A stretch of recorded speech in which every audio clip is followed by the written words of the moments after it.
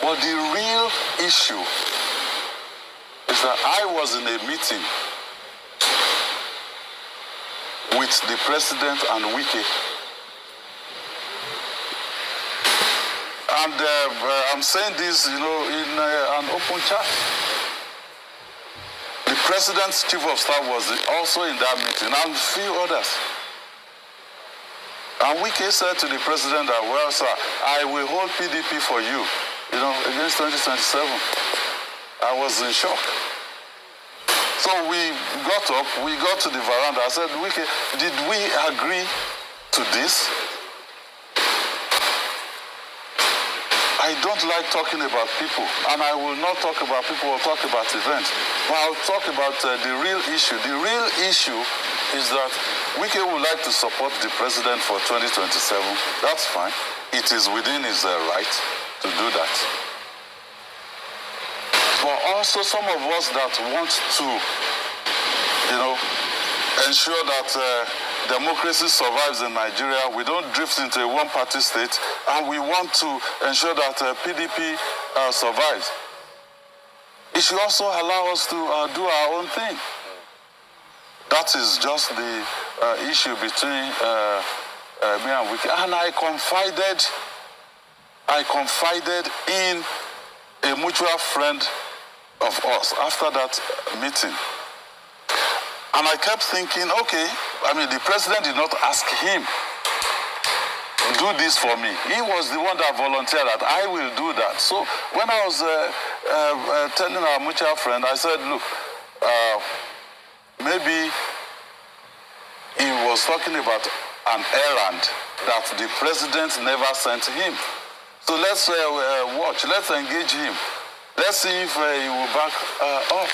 But he never did. So after he didn't back off, I said, well, now it's time to confront him. Because I told him from that day that I will never be a part of this. And that is why I will not be supporting the president for 2027. Wike can support him, he's within his right, but also it is within my own right to decide within the political space who I will support or what I will do in 2027.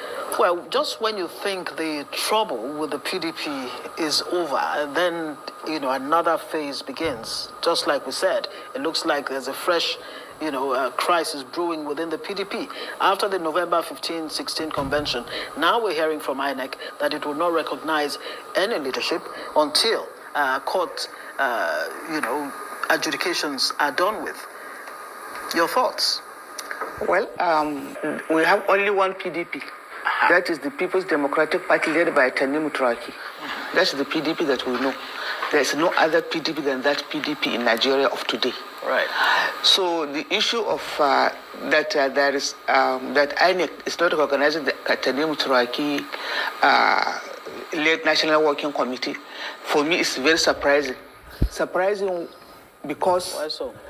We had permission from INEC to conduct our convention on the 15th and 16th of November. Was it a written permission, yes. a written nod? Yes. Okay. We had, normally when we're having our NEC meeting, that is the National Executive Committee meeting of the party, we were asked to write a letter to INEC to tell them that normally we must give them at least 21 days notice of the before the convention. Right.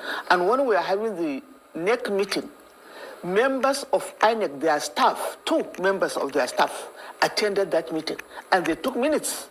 I was there. They took minutes of the meeting. And we gave INEC the 21 days notice as requested. Right. And a letter was stipulated by law. Yes. Right.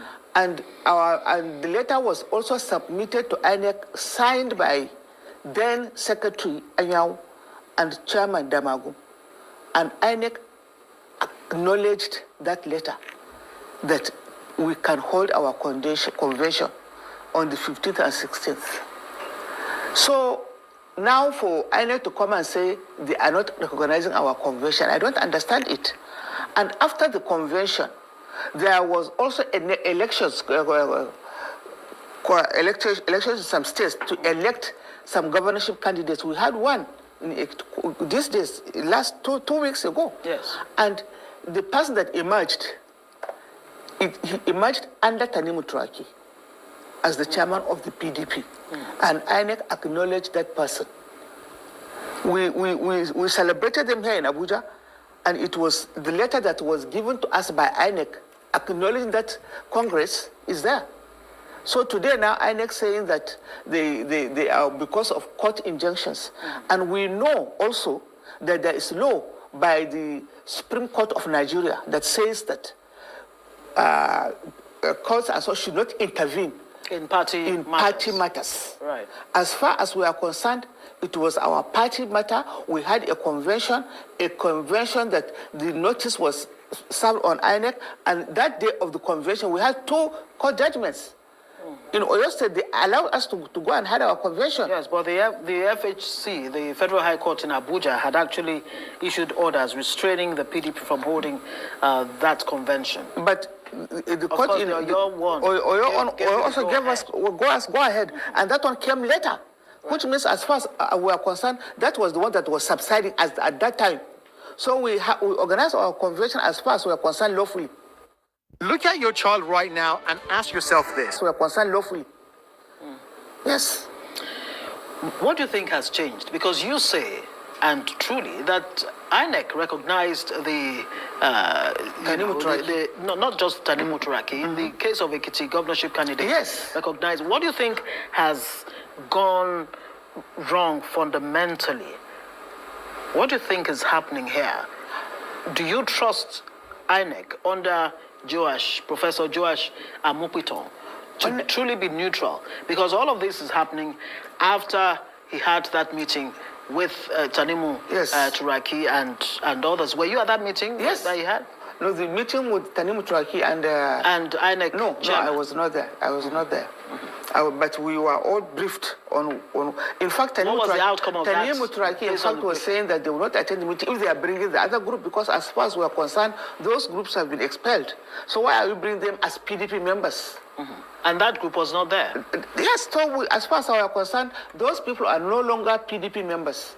So for them to come now and saying they are the other PDP, which other PDP? We have a constitution of the People's Democratic Party. So now that things are where they are now, where INEC is saying, well, hold on, not that INEC is saying that they're not recognizing the Tanimu Turaki-led, leadership. They're saying until the courts are done with the adjudication. That's the position of INEC. But for now, what are the options on the table for the PDP? PDP is a law-abiding political party. And as far as we are concerned, we are waiting for the decision of the courts. But all we know is that we have a People's Democratic Party National Working Committee on the ground, and we are working with them. INEC should, as far as I'm concerned, INEC should try as much as possible to be fair and just to Nigerians. Because this issue of meddling in the party issues to destroy the political parties in this country. Who is meddling? Do you think INEC is meddling in the issues? How can PDP now took a decision that as far as we are concerned was taken at the convention, and the convention is the highest decision-making body of the People's Democratic Party. And now for INEC to come and say they are bringing these people that PDP said they have expelled. Who brought them back to the party? So to say they are inviting them for a meeting, that is still meddling in the issues of the PDP, and will not accept it. Nigeria's democracy is once again under scrutiny. What happens when a sitting president is accused of meddling in the internal affairs of opposition parties? What happens when the electoral umpire meant to be neutral is dragged into political warfare? And what does it mean when a sitting governor admits that a powerful opposition figure made promises to the president to hold his own political party?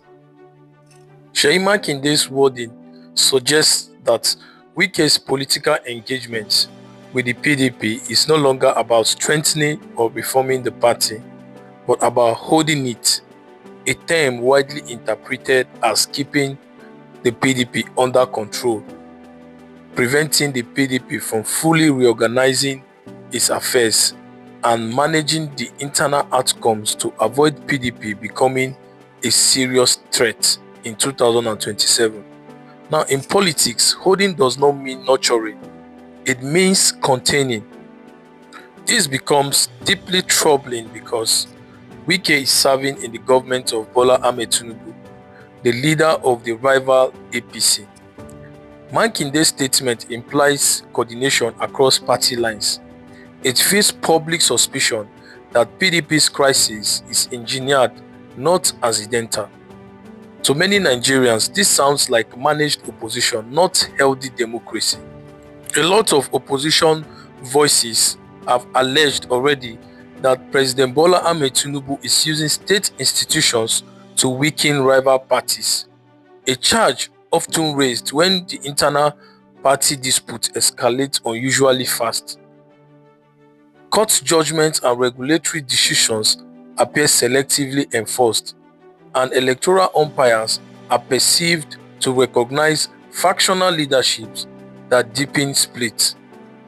At the center of all this drama is the People's Democratic Party, Nigeria's main opposition party, which has faced persistent internal crisis since the 2023 general elections.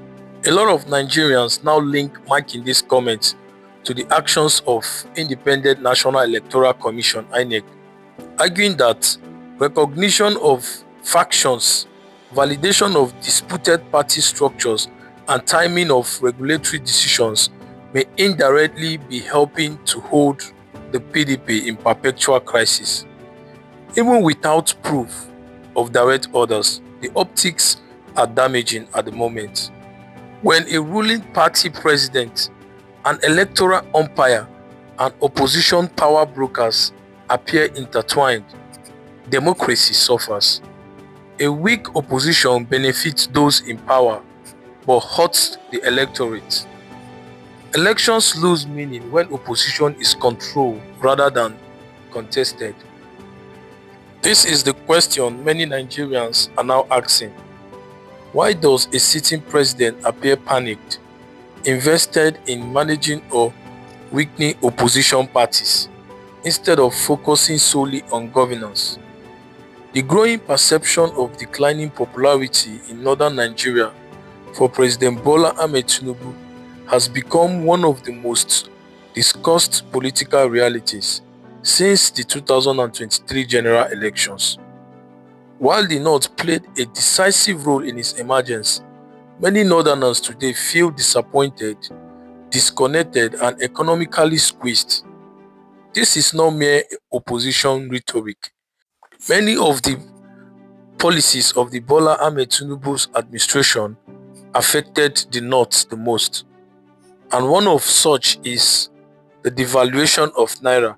Northern states with high poverty rates felt the shock first. Urban poor and rural dwellers bear the brunt. For many in the North, reform arrived without reliefs.